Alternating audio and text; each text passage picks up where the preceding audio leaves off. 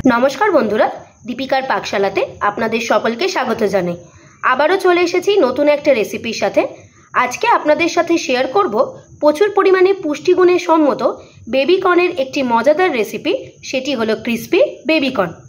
बाड़ीते खूब कम समये रेस्टुरेंट स्टाइले बाच्चा थेके बड़ो सकलकेई एई इविनिंग स्नैक्स बानिये परिवेशन करते पारेन।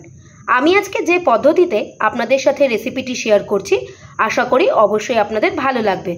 तो आसुन देखे नेওয়া যাক আমার আজকের এই রেসিপিটি। রেস্টুরেন্ট স্টাইলের ক্রিস্পি বেবিকর্ন বানানোর জন্য আমি এখানে নিয়েছি বেশ কিছুটা বেবিকর্ন। বেবিকর্নের গ্রেভি বানানোর জন্য আমি এখানে নিয়েছি চপ করে নেওয়া পেঁয়াজ, রসুন, আদা, কিছুটা থেতো করে নেওয়া আদা আর রসুন, নিয়েছি কাঁচা লঙ্কা কুচি আর একটা ক্যাপসিকামকে আমি এরকম ছোট ছোট করে কুচি করে কেটে নিয়েছি। প্রথমেই আমি বেবিকর্নগুলোকে ভালো করে কেটে নেব। আমি আজকে এরকম লম্বা লম্বা করে কাটছি, তবে আপনারা চাইলে কিন্তু ছোট বড় করে নিতে পারেন। সমস্ত বেবিকর্নগুলোকে আমি ভালো করে কেটে নেব।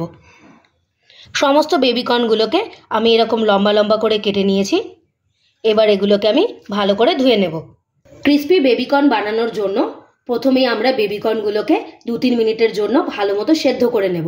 তার জন্য কড়াইয়ে দিয়েছি জল। এবার এতে দেব সামান্য পরিমাণে একটু লবণ। এবার এর মধ্যে आगे থেকে ধুয়ে রাখা বেবিকর্নগুলোকে দিয়ে দেব।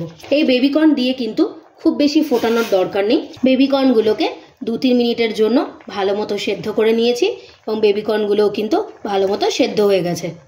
এর থেকে কিন্তু বেশি সেদ্ধ করার কোনো দরকার নেই। এবারে একটা ছাঁকনির সাহায্যে বেবিকর্নগুলোকে ভালো করে ছেঁকে তুলে নেব। বেবিকর্নগুলো আমার খুব ভালো মতো সেদ্ধ করা হয়ে গেছে।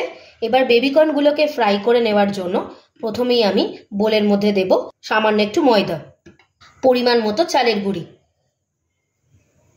আর দেব কর্নফ্লাওয়ার। বেবিকর্নগুলোকে ভেজে নেওয়ার জন্য প্রথমেই আমরা এই 3টে উপকরণকে ভালো করে মিশিয়ে নেব। এই 3টে উপকরণই কিন্তু এই বেবিকর্ন বানানোর মেন ইনগ্রেডিয়েন্টস। এবার এর মধ্যে দেব থেতো করে নেওয়া আদা রসুনের পেস্ট, দেব পরিমাণ অনুযায়ী লবণ। বেবিকর্নের মধ্যে একটু কালার আনার জন্য এতে অ্যাড করব হলুদ গুঁড়ো। এবার আদা রসুন আর লবণ হলুদটা ভালো করে এই 3টে উপকরণের সাথে মিশিয়ে নেব। এবং এই সময় খেয়াল রাখবেন আদা রসুনটা কিন্তু খুব ভালো মতো ময়দা, কর্নফ্লাওয়ার আর চালের গুঁড়োর সাথে মিশিয়ে নিতে হবে। আদা রসুন কিন্তু সমস্ত গুঁড়ো জিনিসের সাথে ভালো মতো মিশে গেছে। এবার এর মধ্যে আগে থেকে সেদ্ধ করে রাখা বেবিকর্নগুলোকে দিয়ে দেব। প্রথমেই আমি শুকনো উপকরণের সাথে বেবিকর্নটাকে ভালো করে কোট করে নেব।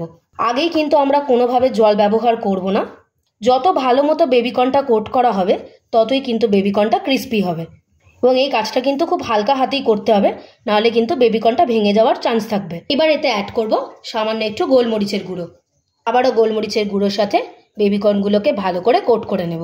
বেবিকর্নগুলো কিন্তু শুকনো উপকরণের সাথে খুব ভালো মতো কোট করে নিয়েছি। প্রত্যেকটা বেবিকর্নের গায়ে কিন্তু গুঁড়ো মিশ্রণগুলো ভালো মতো কোট হয়ে গেছে। এবার হাতে একটু একটু করে জল দিয়ে বেবিকর্নটাকে মেখে নেব। একবারে কিন্তু পুরো জল ব্যবহার করব না, অল্প অল্প করে জল দিয়ে বেবিকর্নটাকে মেখে নেব। বেবিকর্নটা খুব ভালো মতো জল দিয়ে মেখে নিয়েছি।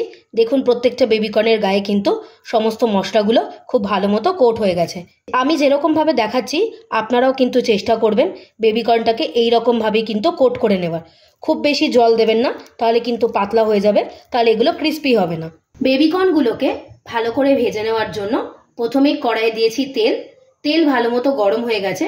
বেবিকর্নগুলোকে কিন্তু আমি একটু ছাকা তেলেই ভেজে নেব এবং ভেজে নেওয়ার সময় খেয়াল রাখবেন গ্যাসের ফ্লেমটা যেন লোতে থাকে। এবার একটা একটা করে বেবিকর্নগুলোকে আমি তেলের মধ্যে ছেড়ে দেব। বেবিকর্নগুলোকে খুব ভালো করে উল্টে পাল্টে গোল্ডেন ব্রাউন করে ভেজে নেব। বেবিকর্নগুলো আমি গোল্ডেন ব্রাউন করে ভেজে নিয়েছি। দেখুন কি সুন্দর একটা কালার এসছে। এবার এগুলোকে আমি ভালো করে তেল ছেঁকে তুলে নেব। আওয়াজটা শুনলেই বুঝতে পারছেন বেবিকর্নটা কতটা ক্রিস্পি হয়েছে। এইভাবেই প্রত্যেকটা বেবিকর্ন হাতে সময় নিয়ে হালকা আঁচে ভেজে নেব। সমস্ত বেবিকর্ন আমার গোল্ডেন ব্রাউন করে ভাজা হয়ে গেছে। সমস্ত বেবিকর্ন আমি খুব ভালো মতো ভেজে তুলে নিয়েছি। এবার আমি এই গ্রেভিটা তৈরি করে নেব। বেবিকর্নের গ্রেভি বানিয়ে নেওয়ার জন্য আমি ওই কড়াইতে সামান্য একটুখানি তেল দিয়েছি। এবার এর মধ্যে দেব চপ করে নেওয়া পেঁয়াজ, চপ করে নেওয়া রসুন, ফাইনলি চপ করে নেওয়া আদা, আর দেব কাঁচা লঙ্কা, আর দেব কেটে রাখা ক্যাপসিকাম। সমস্ত কিছুকে খুব ভালো মতো তেলের সাথে ভেজে নেব, তবে খুব বেশি ভাজার দরকার নেই, সামান্য একটুখানি ভেজে নিলেই কিন্তু হয়ে যাবে। এর মধ্যে দেব পরিমাণ অনুযায়ী লবণ, দেব গোলমরিচ গুঁড়ো, রেস্টুরেন্ট স্টাইল ফ্লেভার আনার জন্য এর মধ্যে দেব অরিগানো আর পিৎজা সিজনিং, আর দেব সামান্য পরিমাণে একটু চিলি ফ্লেক্স। সমস্ত কিছু আবারও খুব ভালো করে মিশিয়ে নেব। সমস্ত মশলা ভালো মতো ভেজে নিয়েছি। এবার এর মধ্যে দেব half table spoon soya sauce, আর দেব 1 টেবিল স্পুন ভিনিগার।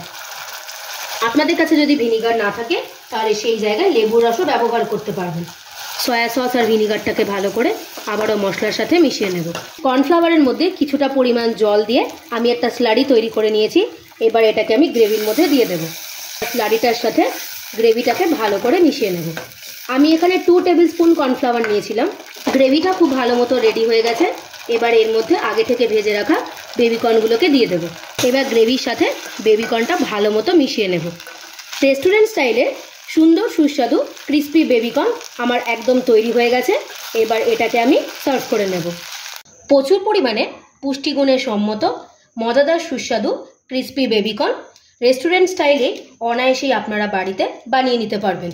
আপনাদেরও যদি আমার তৈরি করা বেবিকর্নের রেসিপিটি ভালো লেগে থাকে অবশ্যই একটা লাইক করে দেবেন, আর আমাকে কমেন্ট করে জানাবেন রেসিপিটি আপনাদের কেমন লাগলো। আপনারা যদি আমার চ্যানেলে নতুন হয়ে থাকেন চ্যানেলটিকে প্লিজ সাবস্ক্রাইব করে দেবার অনুরোধ রইল, আর সাবস্ক্রাইব করে দেওয়ার পরে পাশে থাকা বেল নোটিফিকেশনটি অবশ্যই ক্লিক করে দেবেন আমার চ্যানেলে নিত্য নতুন রেসিপির আপডেট পাওয়ার জন্য। ভালো থাকবেন, সুস্থ থাকবেন, দেখা হবে আবার একটা নতুন রেসিপির সাথে। ধন্যবাদ।